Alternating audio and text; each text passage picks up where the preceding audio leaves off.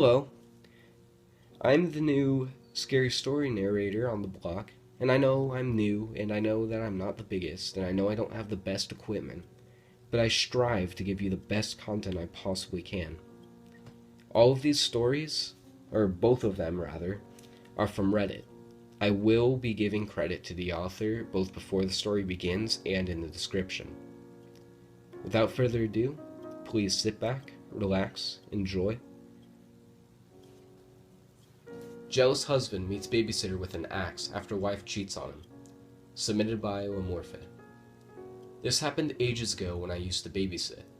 I was maybe 13, living in the countryside, and was babysitting most of the children in my street.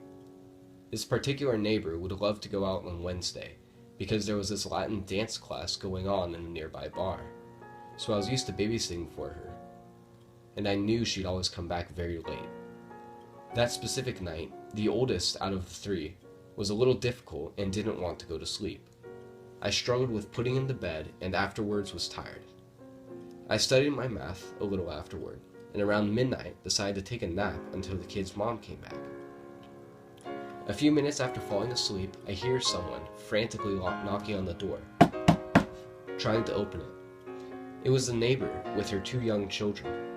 It was winter and we easily had 3 feet of snow, and temperature outside must have been around 21 degrees Celsius, negative. The kids only had their pajamas on and an unzipped jacket. She was wearing jeans, a wool shirt, and winter boots. I could see the fear in her eyes as I struggled unlocking the door. I panicked and had her walk all the way around the house to the patio door.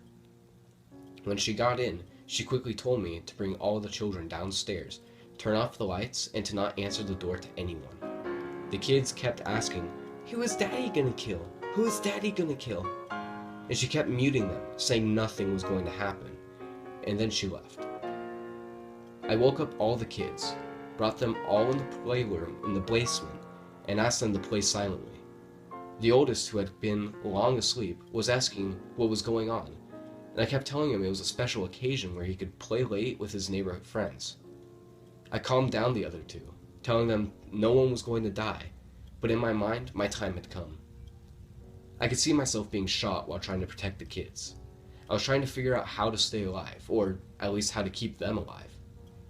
I wasn't trying to be a hero, but I was trying to convince myself that if it came down to it, I would have to try to protect them. I called 911, but started shaking and crying so much I didn't know what to do. It was an answering machine, asking if I wanted the cops, the ambulance, or firefighters. I called my mom, told her quickly what was going on. She called the cops and joined me. And she got in the driveway. The neighbor's husband was walking up and down the streets with a huge axe. My mom got into the house, locked the door, and cracked open a window and asked what was going on while he was approaching the house. He asked her to come out and confront him, thinking it was his wife. My mother then explained to him she was the babysitter's mother and came after getting a worried 13-year-old's call. He then asked us to give him his wife, but we didn't know where she was going. He argued a little with my mom, but she was so calm it calmed him down. I still admire her for that night. After 10 to 15 minutes of arguing, he walked back home carrying his axe, and a few seconds later his wife knocked on the patio door behind the house and came in. She was crying and was apologizing to my mother for the whole situation. She thought her neighbor was home, not the babysitter. My mother asked me to go check on the kids while she was taking care of the wife. A few minutes later, 2 police cars arrived and they came in, spent time with the wife, asking tons of questions, then me and my mother. In the meantime, the woman I was babysitting for arrived. They interviewed her too. They asked me and my mom if we were ready to go to court if the woman pressed charges. Surprisingly, she never did. Turns out, she had just announced to her firefighter husband that she was sleeping with her boss in order to get a raise because they were struggling financially. He got his firefighting axe and said he was going to kill the bastard, but she wanted to stop him. That's why she brought the kids and left. I was always scared of him afterwards, and whenever I saw his children, I would check if they had any signs of violence, but they moved out about 6 months later. And we moved 2 years later. So, let's never meet again.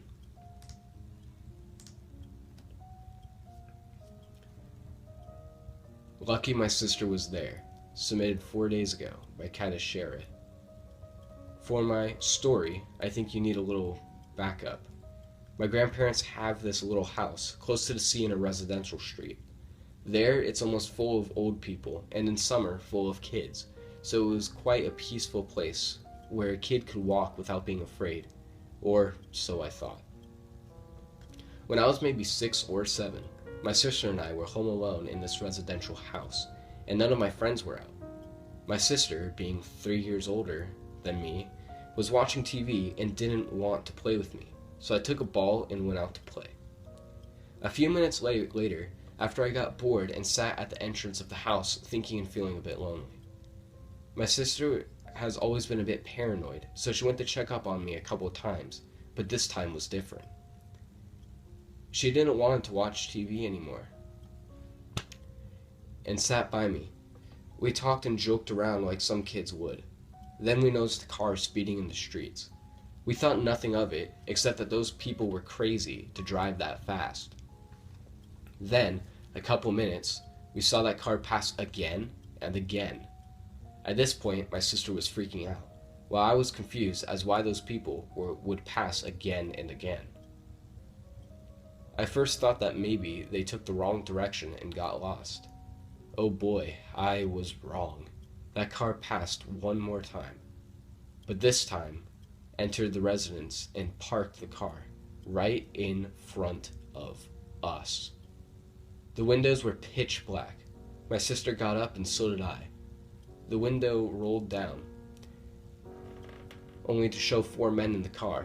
One was driving and looked like he was the oldest with a cigar in his mouth. He looked like he was in his 40s to 50s. And the 3 others, they were between 19 and 27, I believe. They were all smoking and smiling at us. One of them looked super excited and looked at me in the eyes and waved at me to come over.